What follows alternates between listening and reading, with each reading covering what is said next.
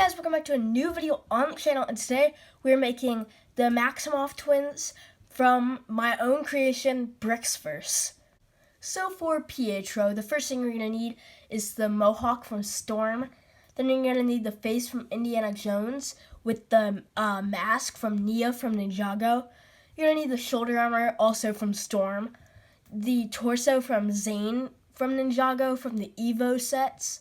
Then you're going to need a white Batman belt and the sushi chef's legs. I also gave him a little Iron Man power blast piece to show he's running fast or something.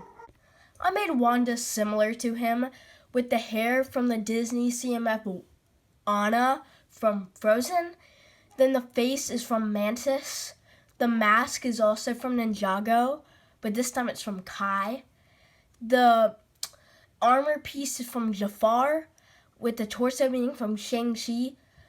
Then the belt, it's just a red Batman belt, and then the legs from Santa Claus. Thank you guys for watching this video, and I'll see you guys next time. Bye!